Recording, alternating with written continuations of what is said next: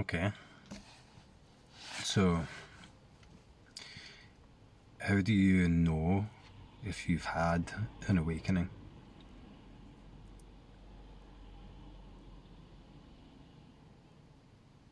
So,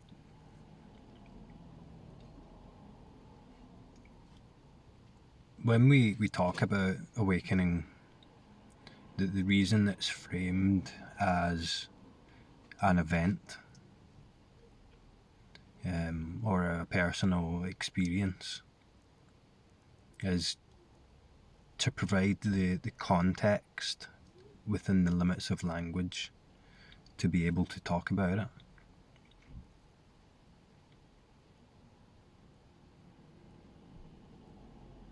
So it's framed as an awakening, an event that happens to a person at a specific point across a timeline. But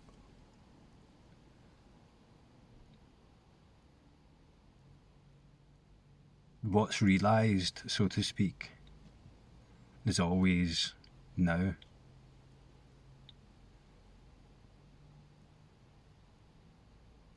Or is timeless, or is transcendent of that storyline. And it's always here now.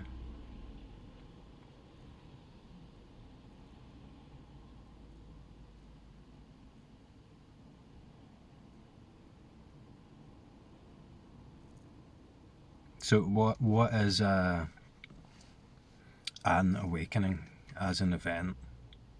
It will be contextualized that way in thought.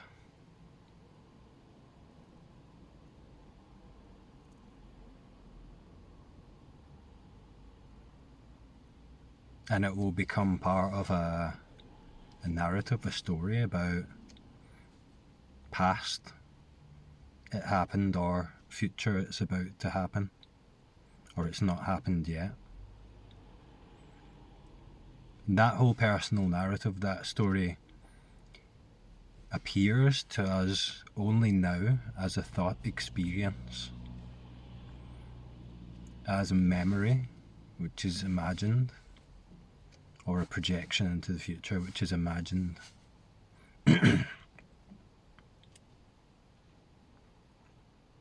This is the only way it can be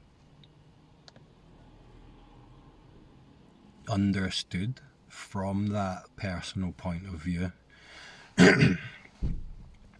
within the limits of the objective mind, from the point of view as a subject.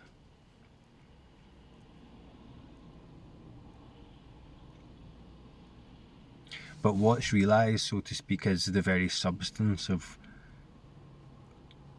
what those thoughts are made of, or the awareness in and as which those thoughts appear right now.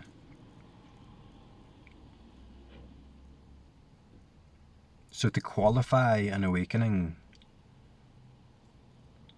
as a concept, there would have to be it would have to meet certain criteria.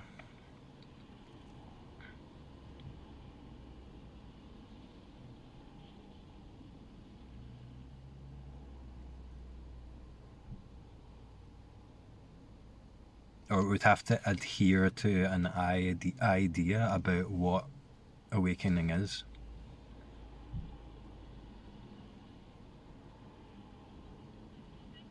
Which is described in thought.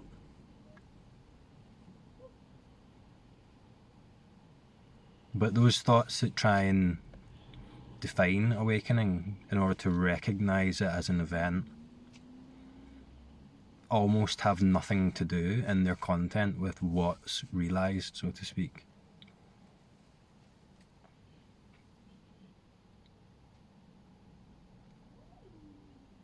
So it's framed in this way in language only for the purpose of describing it, so to speak. But all of those descriptions only ever point back to what's here now, this as it is, in immediacy, in presence. So I could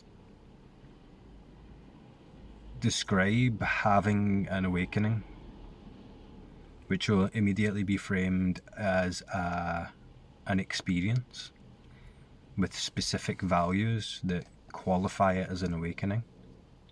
And it will be framed as being something that happened at a point in time. And there may be a story generated around this that we call awakening that, from one point of view, give it context along a timeline as an event. But again, these all point back to right now. These all point back to immediacy, experience as it is right now. So the strange paradoxical thing about this is it's almost like the end to that narrative, or the reality of that narrative.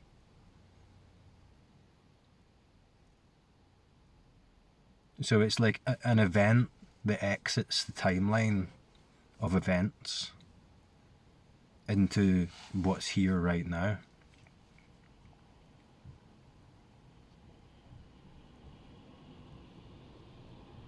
And for the mind to go into a memory of something that happened or a projection of something yet to happen, it immediately limits itself to within its own confines, its own limitations, its own objective and conceptual frameworks. But what's realised includes all of that, but also transcends all of that at the same time.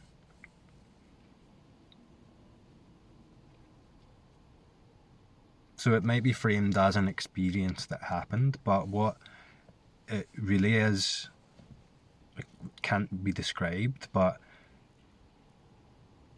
you could maybe say the totality of experience, which includes all those stories about past and future that always appear right now. So it always clarifies right now, in immediacy, presently.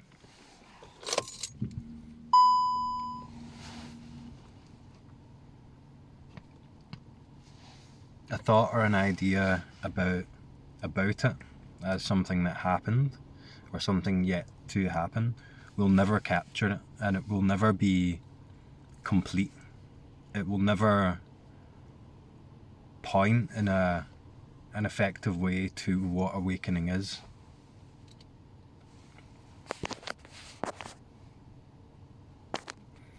Sorry. It will only be a thought-based representation that falls in with the limitations of it being a personal experience that happened as an event in time.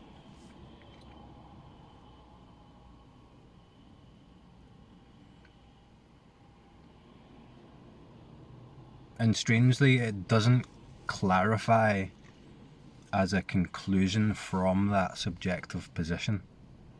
Because that subjective position, that it can only relate to objects. Some objects being a point in time, an experience, an event.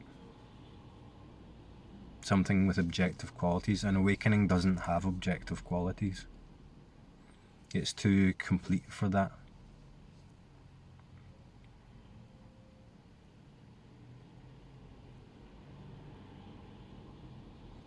So the descriptions you hear about, stories about awakening are representations falling within the limited confines of language and objective thought. They don't actually refer directly to something called awakening. They're just stories, they're just representations. You could again imagine it like a poetic or artistic expression, that like art that represents something. It's an interpretation, but it's not the thing.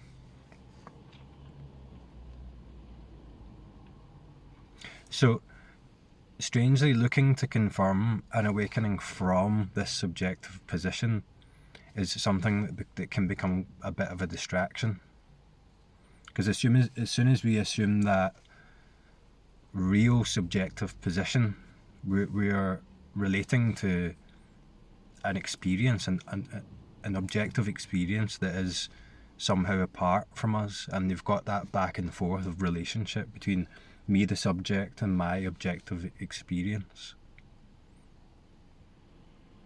Whereas awakening is the totality of all of that, or the collapse of those subjective and objective poles.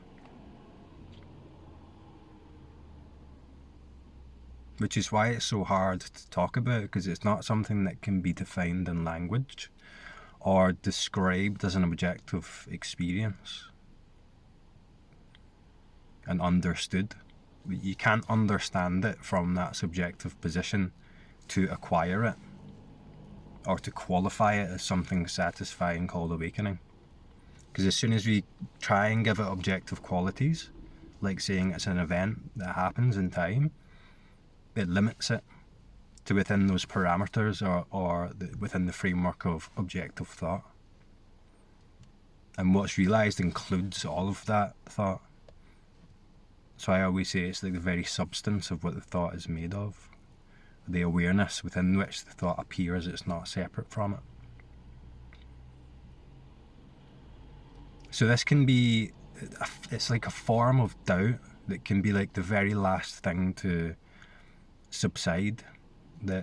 And the doubt is the belief, the idea that I'm not already awake. That's why I always point to you're already awake, pointing that way. Because sometimes the very last thing to fall away is the doubts surrounding it. Giving reality to the search for awakening and giving it a context within time as something that hasn't happened or is going to happen or did happen. Strangely, this becomes clear with awakening, but again, we continue to talk about it in the only way that we can, framed as an event or somehow a personal experience. But those, of course, appear as thoughts and experience now with belief. What falls away is the belief and the reality of the reality to which those thoughts refer in their content. So it all expands out, and what's inherent is in the very awareness, the very knowingness, in and as which those thoughts appear in experience now, becomes more primary than the content of the thoughts. Sorry, I just need to check the time here. So it's not defining awakening as an objective experience, as something with objective value. It never happens. It might happen, but with what's realised, the reality of that as something that really did happen, that's not just a thought that's appearing now, falls away too. Which is why it's not problematic to talk about it, because there's no weight to it. But when there's weight to that, when those thoughts carry a heavy belief for whoever's hearing it, that might be taken as important. But defining awakening as an event isn't important. What's more important by far is your experience now. What are the qualities of your experience now? Because this is always happens in immediacy. I've said before that when this clarifies, when it's clear, which is always now, it's also clear that there is no awakening. Not in the sense as a point in time, or an attainment, or a personal experience with specific value apart from other experiences that define it. It's clear that it's inherent, it's already the case, never wasn't the case, and always is this right now.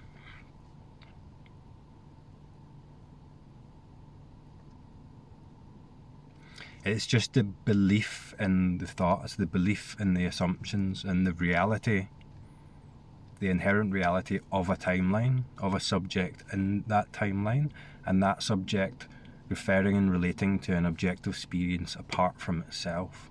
These are the things, the assumptions, that fall away, so to speak, with awakening, just one way of saying it. So you could say it all flattens out into now, into what's here, right now, in presence.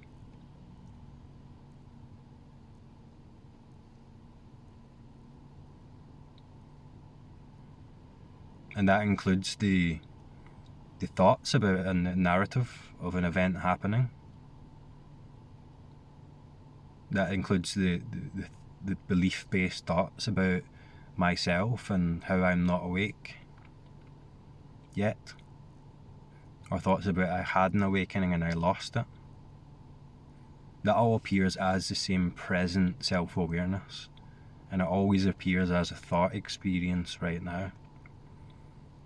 So the fixation here is in thought, it's in belief.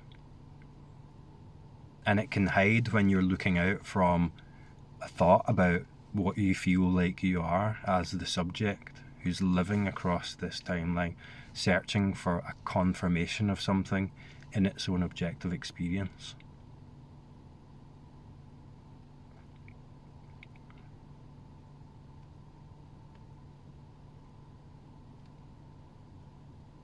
And that's the difficulty with talking about this as well, because habitually it's taken and framed like that almost automatically. So that's why we end up searching for something objective, an experience, an attainment. Whereas it's what's searching in the first place is where to look. What I feel like I am that's looking for awakening or trying to confirm awakening, that one. Things get very much more simple when we relax attention back towards that one that's always and inherently here, that's already here, that's looking out for this awakening experience,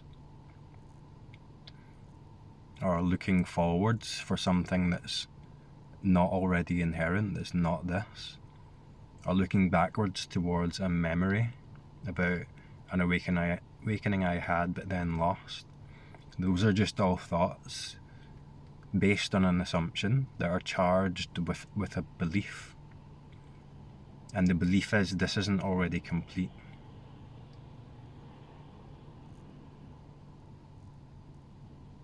I'm going to complete it by achieving an attainment, which will be a special experience in the future. Or I was awake, but then I unawaked myself somehow.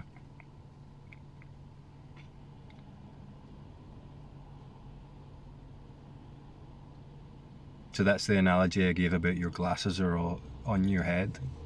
You're looking from it. You're looking from it already. So it's much more of a reductive, subtractive process of taking away these assumptions and belief that are making this look like something it's not.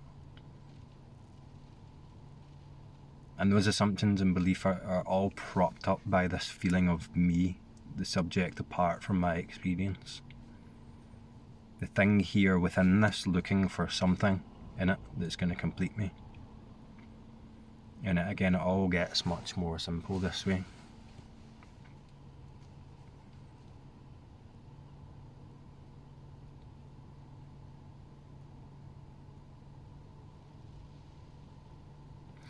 So, being very attentive to what thoughts am I believing. We don't need to believe any thought about this. We don't need a confirmation about this.